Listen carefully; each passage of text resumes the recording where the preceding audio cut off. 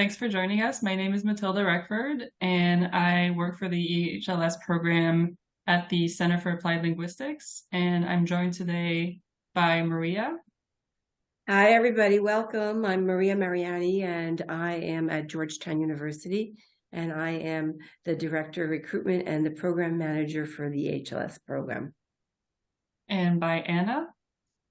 Hi, I'm the program manager for the EHLS program at the Institute of International Education, where we handle application and selection. And today we are so happy. We are joined by an EHLS alumni. You will see that our special guest is their video is off, and they will remain anonymous. But we are joined by them today. Would you like to say hello before we? Hi, everybody. I'm former EHLS scholar. Great, thanks so much for joining us. I'll just talk briefly about today's Zoom feature. So you can see at the bottom of your screen the Q&A box. Feel free, we'll do a small presentation before we open the floor up for your questions. Feel free to type questions as we go along, and we'll be happy to answer them. And we'll have a bigger portion of this webinar for your questions. And so feel free to raise your hand and we can call on you and ask to unmute. And that's a way that you'll be able to unmute and ask your question live. A little bit about today. So as I said, we're going to do a quick overview and introduction and talk a little bit about the background of the program. And then we will have a Q&A with our wonderful alumni that will be there to answer your questions about their experience in the program. And as a small disclaimer, if you could keep your questions specifically on our guests' experience during the program as opposed to after the program. That's what we'll be focusing on today. And then I'll share some information about some upcoming events and contact information.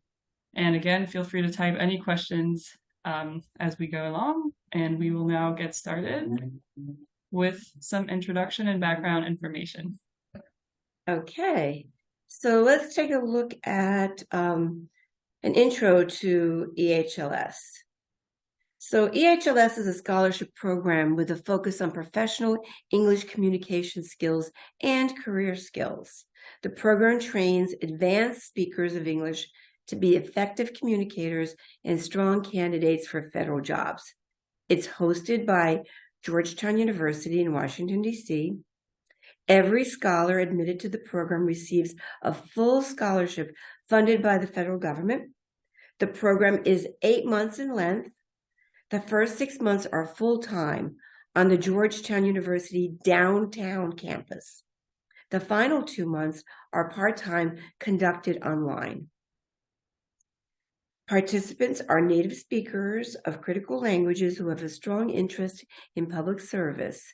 EHLS scholars come from diverse cultural, educational, and professional backgrounds that they are all united by an interest in and a commitment to public service. So let's look at the background of the program.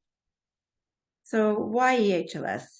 EHLS was established because critical language skills are in high demand in the U.S. government.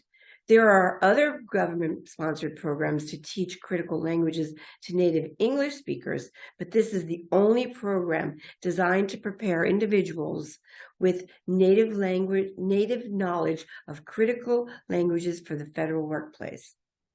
So a brief background on the organization and our history. EHLS is a partnership among 4 organizations.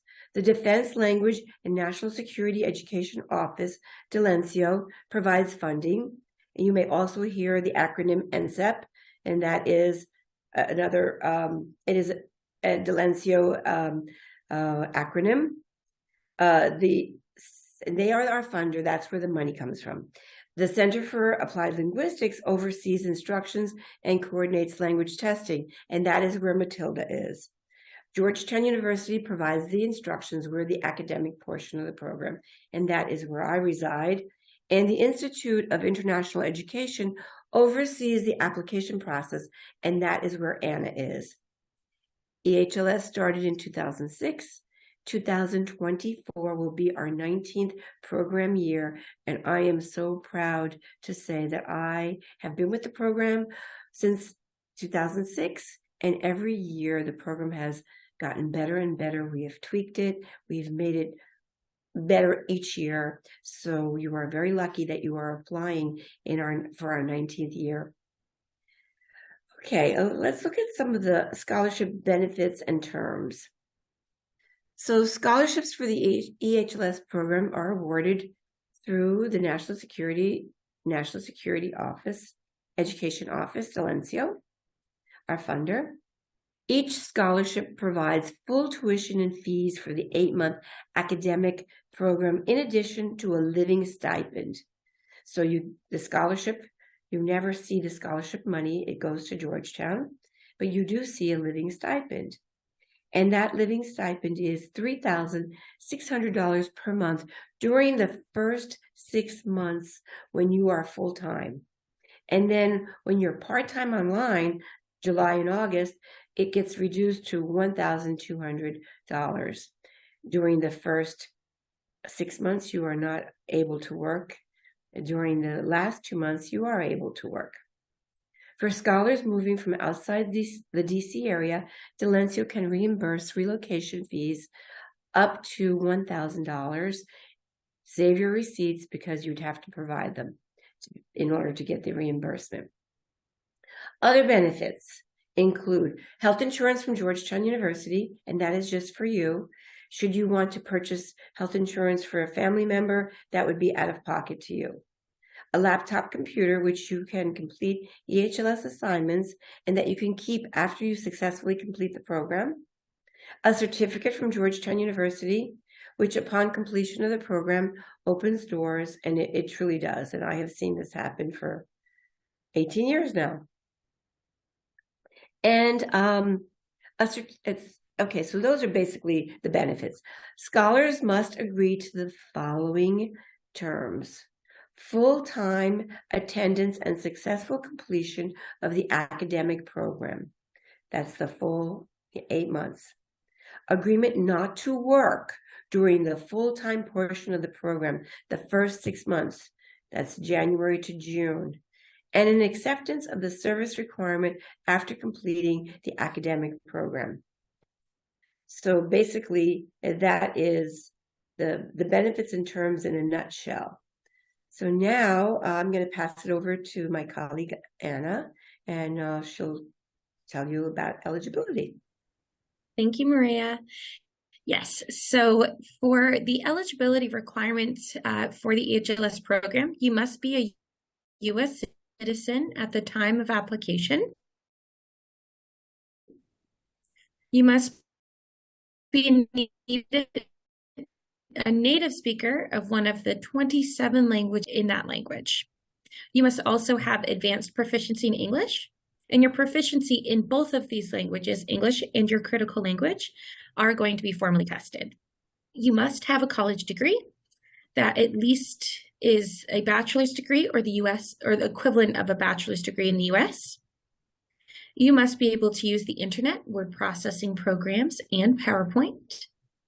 You must commit to a full-day program from January through June, as Maria just mentioned, at the Georgetown University downtown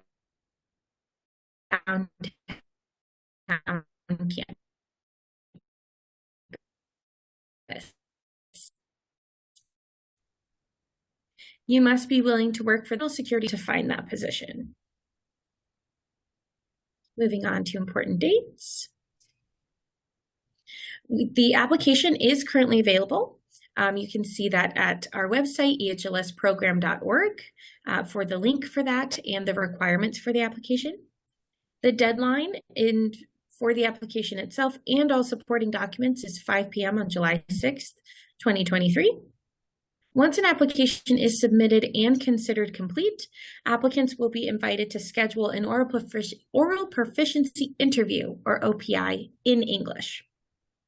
OPIs will be administered through July 21st, 2023, but we highly recommend submitting your application as soon as possible so you can schedule your OPI for a time that works best for you. EHLS staff will notify candidates of their status in September. Some candidates will be provisionally selected to move on to skills testing. In late September to early October, provisionally selected candidates will complete language testing and a basic technology skills test. You will also complete an additional OPI in your critical language in September and October. EHLS staff will then notify candidates of their final status in early November of 2023, and the program itself starts January 8th, 2024.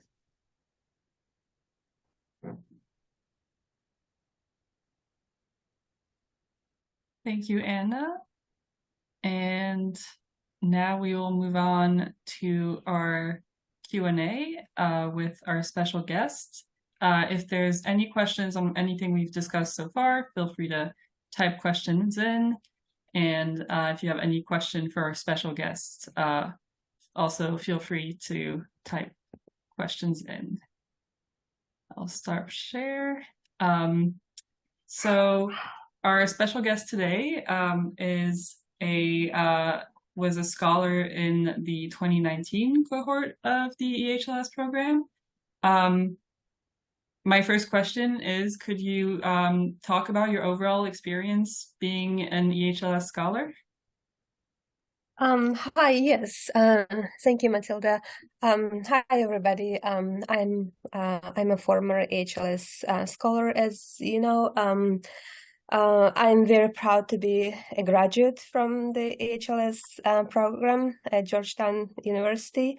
My overall experience in the program was great. I would say I learned a lot. First of all, I want to say that it helped me to hone my professional English language skills, as well as it allowed me to do research in my native language and address the topics were given to us in the program by our mentors. So the program itself is unique, and it's really tailored toward the native speakers who have good language background and very deep regional expertise, so you can further study and develop your skills and learn how to apply your language skills and regional expertise for the professional environments where those languages are needed. So I think this program really helped me to prepare and excel in my career. So I'm more than happy and always grateful that I was in this chosen to be in this program. Thank you. I'm so glad you also mentioned mentors, so we can provide a little bit of context on that aspect of the EHLS program. And if you would be able to talk about your personal experience with it, I'll just kind of preface to say that the EHLS program has a component called the Open Source Analysis Project, or OSAP, and that is the capstone project of our scholars throughout the program. And as part of the program, our scholars are paired with a mentor and are doing research. That's sort of my little preface, but if you're able to talk a little bit more about that. Yes, during the program, I want to say that I want to give a little bit insight how actually we as the scholars we're prepared towards the OSAP, which is a capstone project at the end of the program. So at the beginning of the program, you actually work, before working with mentors, you work with instructors who are really trained to teach you, how to guide you, and how to prepare you towards this project. This project is really a huge project. It requires a lot of research in your native language, in English language, and communicating with your mentor. So who are the mentors? The program provides with mentors from federal agencies, from federal government, which they towards the end they come and they provide you with questions or topics they need to explore more. So you'll be given some topics, some questions, and this process is something like more like independent research for each scholar, but at the same time you will be working as a group, and you will be tailoring and working on the questions and on your research with your instructors, who will help you to work through some maybe some barriers you can have in the research, and also at the same time you will be communicating with mentors from the federal government. Of course, they'll help you in every way, and they'll guide you through that. And but most of the work, the research itself, it should be your own work. And I should say that mentors and instructors, they have been really helpful throughout the process. And I think every scholar I have known in my cohort, they have done fantastic job, like providing all the findings and whatever they could provide from their native language, regional expertise, and they came up with really good research. So mentors are great. I think this is a really good resource the EHLS program provides. I think every scholar should be using using those and asking questions and communicating with their mentors in order to build successful, effective research product at the end that they will be presenting in the symposium. The symposium, it's the final presentations will be of your research at the end of the program. Yes, and we have a question in the chat. Is it in English, that presentation and the research? Yes, you will utilize your language in a great extent, and you will use whatever resources you have. But the final project, the writing of the paper itself, it is in English. And of course, you have two sides, which are mentors and instructors helping you and guiding you through that process. Yeah, we have a question about examples of topics researched. I think that's a great question because scholars that we admit into the program have a wide range of expertise, and there's a wide range of opportunities after the program in terms of what you can do for the federal government. And so I think the topics of that research project are another aspect that really show how many diverse topics there can be, the diverse areas of expertise. And so that would be my answer on the topics. I don't know if you would like to add anything. They change every year or two. It depends on the mentor and what the mentor is interested in.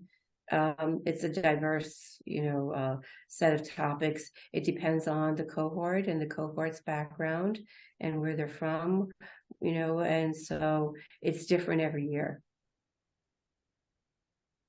Yeah, definitely.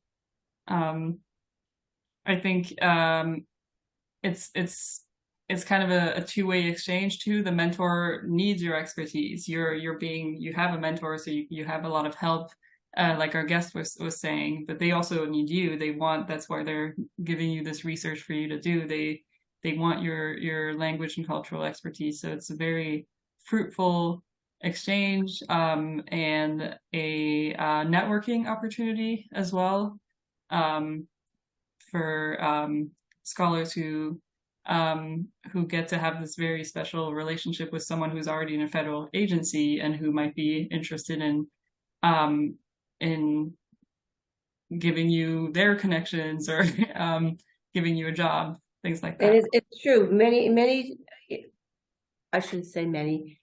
Often times the mentor's agency hires the scholar if they do a good job on the presentation and the topic. So something to think about. So we have a question in the chat on what something you disliked about the program, and I think maybe if I could rephrase this to maybe what was the most helpful for you in the program, and then kind of balance it out. What did you like the most? What did you dislike? I think the program itself is very challenging. I should admit that, and you should be ready for that, to work hard. But the thing I like that is the fact that it is challenging, that you'll actually grow, you'll really learn and be ready for something bigger, like after you graduate, and to apply those skills in your career. I think the program does a really good job providing skills, like a tool, not skills, the tools. For example, you'll work on your writing, on your speaking skills, on your presentation skills. You'll be tailoring those skills on a daily basis. It's a everyday work. You have to do this. And on top of that, program also provides with Friday speakers, which is great opportunity. Every scholar should use that class to know the environment, to know the federal agencies and how to network. I think networking part was challenging for me. I think that maybe I didn't like, but I learned to like it. So I think that's the only thing I should say. Networking is challenging. You should know how to communicate, how to present yourself. It's not just about you or about the work. It's a two-way communication. It should work really well. I think that's mastering of that, and that EHLS provides you with some kind of tools to really develop those skills.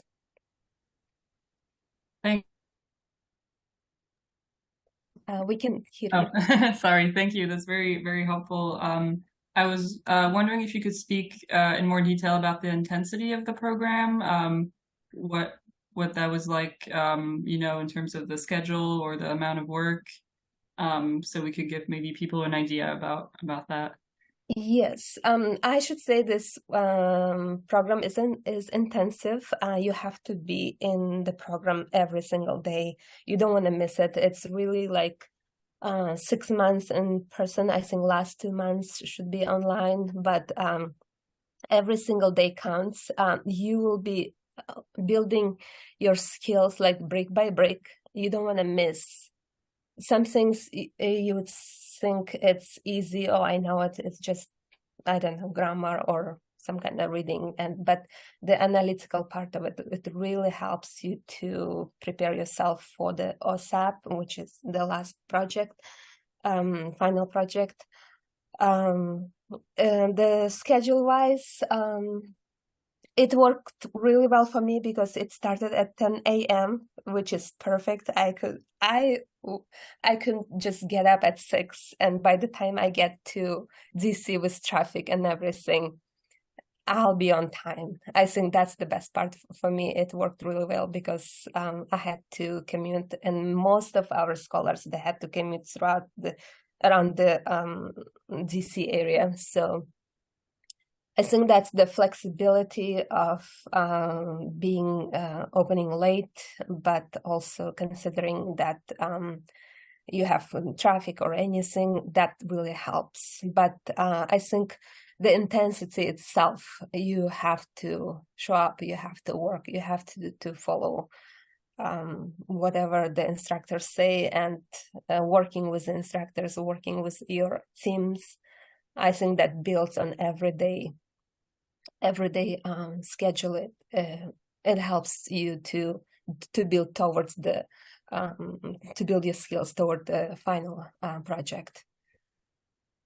Yeah, that's a great way to look at it with the bricks. You don't want to miss a brick. So we have some questions in the chat about your job search and kind of experience with networking after the program, and also questions about applying. So kind of chronologically, you know, a lot of our attendees today, I'm sure, starting to apply. Could you speak a little bit about your experience applying for the program, and any tips you would have?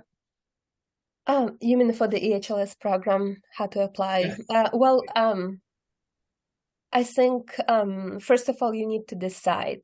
You need to decide really what is in front of you. Are you ready to do this? Is this EHLS program is for you? Are you ready to work hard for the whole year, put aside everything, to do this intensive research? I think if that's something really inspires you, I think this is a good start. And second of all, applying on time, of course, knowing your native language and your cultural regional expertise is a huge plus. You have to be on top of it. Like, you need to maybe, if you're lacking in some areas, if your speaking is not that well, try to work on that. Try to read daily events, daily news, and just to keep up with daily things going on in your region, around the world, and have good understanding why this program is created and why you're applying. So if you go from that point of view, your applications, your answers for the questions will be much more succinct if you know what is your goal in this program and beyond. Yes, could you talk a little bit about testing? I think maybe we can questions about that. Testing before the EHLS, or yes, so maybe the English test. Yes, you will be tested, I believe, for English writing and native language speaking, I believe. If am I missing anything? So for English, we test all 4 skills. We test the oral proficiency skills, and then if you're provisionally selected, we test reading, writing, listening. And then for if you're also provisionally selected, we test your native skills. Exactly. I totally forgot now. So yeah, do you have any tips on how you prepared maybe for those tests? I mean, it was a long time ago. Yes, I think how did I prepare? I think just reading on a daily basis, just speaking, trying to practice, especially your native language, and English should be at the same level. I think both of them should be in a good position, so you should be able to answer all the questions and think analytically. It's not when you are preparing for language tests, it's not just reading and, for example, understanding the vocabulary or some simple basic stuff. I think it's better if you are a more analytical reader reading between the lines, bringing the general idea and what are the details supporting, like kind of going, I would say like just reading itself or just speaking itself is not enough. You need to be more analytical, trying to understand the events or what's behind them, and being able to explain them in more analytical way. That's a great tip, because we do often recommend, reading the news, and so it's great to really think about you're not just reading your news or trying to understand it. Maybe you want to try and read and speak about that same topic, try and explain it to someone. So kind of integrate all the skills together. So that's definitely a great tip. Trying to see if there's any questions. Yes, so there's a question about are the native language, so do we test reading, writing, listening for the native language? And the answer is no. We only test oral proficiency for the native language because our partner, Language Testing International, doesn't have comparable tests for reading, listening, writing for all the languages that we recruit. And so that wouldn't be fair to be testing on different tests. And so it would just not work as part of the application process. And also, you are required to score at least a 3 in your native language. So if you're scoring a 3, we can bank on the fact that you will have excellent listening and writing and reading skills as well. So, definitely, yeah. That's a really good reason. And I will share those later, but we have a webinar where we kind of explain a little bit about testing, and you can access that recording on our YouTube channel. But to summarize, yes, testing, we do testing on the Interagency Language Roundtable Scale. So what Maria was referring to with a 3, you can look it up actually online. If you look up ILR scale, there's descriptors of what that means to be at a level 3, which is what we require for your native language, and at a level 2, which is what we require for your English. So you can kind of have an idea of what the expectation is before you take the test.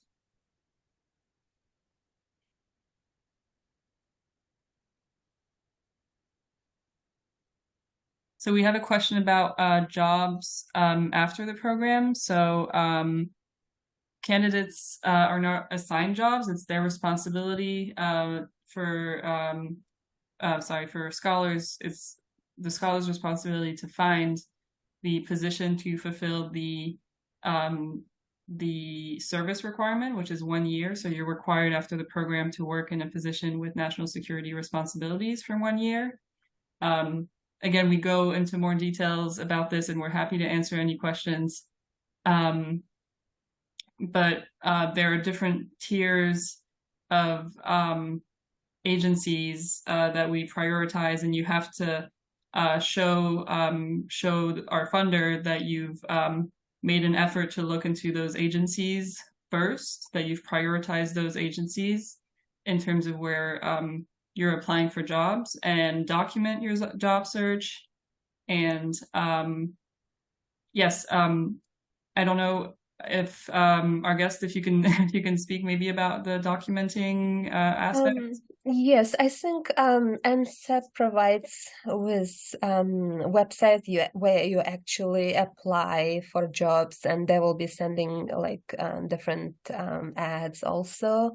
Announcements, and throughout the program there'll be some other announcements too.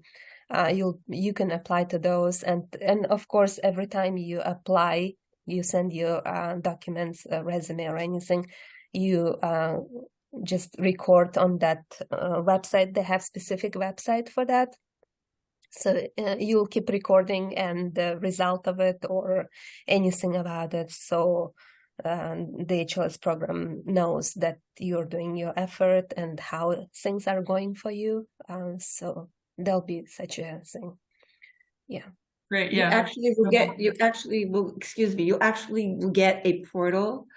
It's an NCEP portal where you log in, and every job that you apply to, this is what our guest was talking about. Every time you apply to a job, you log that job in so that our funder sees that you're doing your due diligence.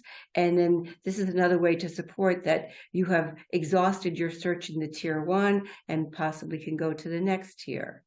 But it's really your job search. And, you know, we're not a job placement agency. This is an academic program that, you know, academic and career skills program that is funded by the federal government, and it's up to you to find a job. It is your job search, and we can't emphasize that enough. And no, your mentor will not find you a job. And just kind of going off of what Maria was just saying, it is, if you are selected for the program and you do successfully complete it, you can think of this NCEP portal as a benefit, because this portal is specifically for NCEP recipients. So it is, these jobs are specially curated by the NCEP service team for our awardees. So just first things first, focus on your application. And there is a certain period of time, it's a very ample amount of time between when you finish the program versus when you should be placed in a federal position. So there are mechanisms in place for scholars after successful completion to stay up to date, not get into trouble if you know you're not, if the job search is challenging or just taking a long time. There are mechanisms in place for that, and you are not the only one. So just for now, focusing on your application itself, making sure that that is strong, and the job search and advice will come with the program as a benefit. And also you have up to 3, and I know that people, before they apply, want to know all the details, and it's fair to ask these questions. You have up to 3 years after graduation to find a job. Should you not be able to find a job in those 3 years, you could ask our funder for an extension.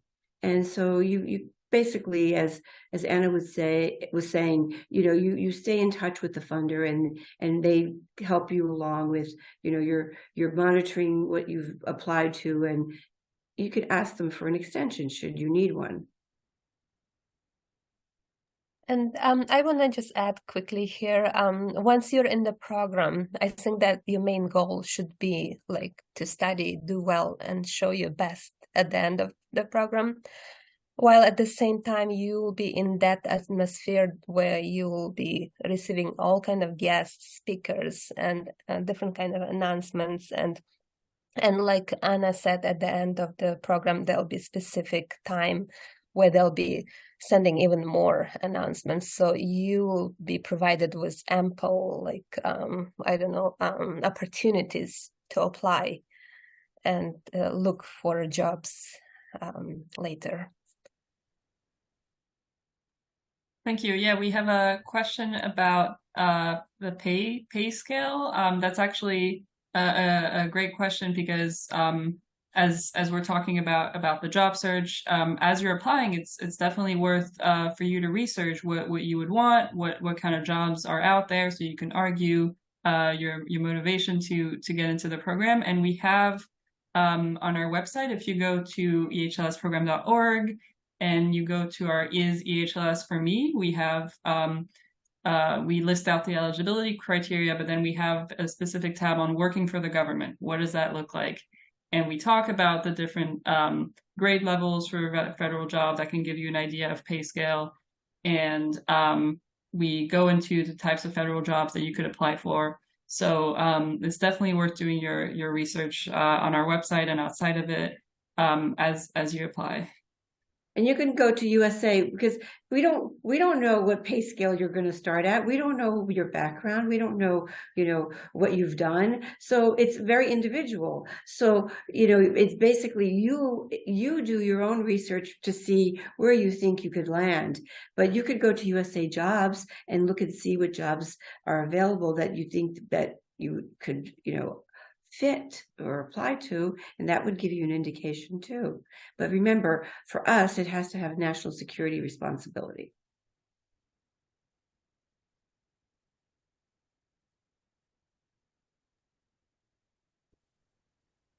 Do you have any additional tips for your application?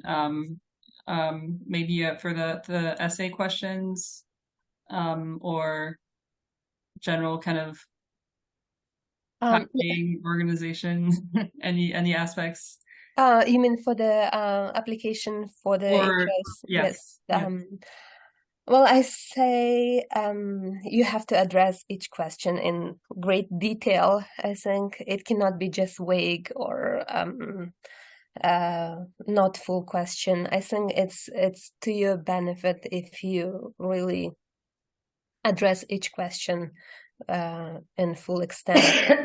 And I think just trying to keep up with your native language, with English language, and daily events and understanding of the whole program, that will help you to get in. Hopefully you all get in. Yes. Other than that, I think I don't have any other. That's great. Those are great tips. Thanks so much. So we have a question about security clearance. So we do go a little bit into this in our what to expect during and after EHLS webinar. So it is likely that you will need a security clearance in a position after you finish the program, but it is not required for the program. So that's my short answer on that. Although there is a question in the application, if you are currently or have worked for the federal government, if you had a security clearance and if it was revoked for any reason. So making sure you answer those questions honestly. But otherwise, we will not check your security clearance for the EHLS program. Thanks. So we're getting closer to the end of our webinar. So I wanted to share some final announcements. And as I do so, if you could please fill out the poll that will come out on your screen on how you heard about the EHLS program. So I want to share, and I think this really echoes our special guest, where our special guest has shared today. The more you know about the program, the more you know about possible jobs, and anything that I've really referred to today as we go more into this in our webinar. So the more you know, the more prepared you'll be, the more successful your application will be. So really encourage you to attend some more of our webinars. So we have a general information webinar coming up and a what to expect during and after EHLS webinar. We also have recordings of those on our website that you can access. And you can know more by learning and speaking to EHLS alumni. So you can attend some of our Q&A sessions where we'll be joined by alumni as well. And I am also sharing on the 30th, I'll be doing a webinar kind of introducing the program. So introducing the program and then kind of going into some general skills for federal job seeking. So you're invited to this webinar. This is kind of a recruitment webinar that I'm doing with a Ethiopian professional network. So you're definitely welcome to attend that. All the information is on our website. we also have in-person events. So I am in New York and would love to come in and meet you. So we have 2 in-person events at Woodside Library and Jackson Heights Library this Saturday and next Saturday that we would love for you to attend and come ask some questions in person. And we'll announce other in-person events on our social media. So please follow our social media, follow our newsletter. You can sign up on that also from our website. And that's it. Oh, and please contact us after, we'll have a few minutes here to see if you have any more questions. But if you, finish this webinar and you say, oh, I forgot to ask this question, we're here to help anytime. We are happy to answer any questions. So if you have any questions specifically on Georgetown facilities, the EHLS curriculum, the schedule, Miriam Mariani can answer those questions. We'll actually enter in the chat Maria's email, yes, for you to contact her, and you can contact me at info@ehlsprogram.org or ehls@cal.org for any questions about language testing, anything about scheduling your oral proficiency interview. And you can contact Anna Gay at the Institute of International Education for any questions about the application system. Of course, we're happy to reroute you to the right person. So you can ask any question at any time, and we're very happy to help. And we really want you to be successful. So we're here to help. And yes, thank you. Again, I'll stop sharing and see if we have any more questions. Well, thanks again so much. Thank you. And if any of you have any closing word, if our special guest has any closing words, but otherwise we'll hopefully see you again soon in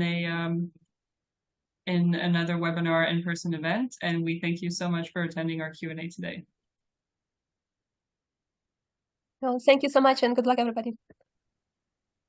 Thank you so much. Thank you. Thank you to our special guest.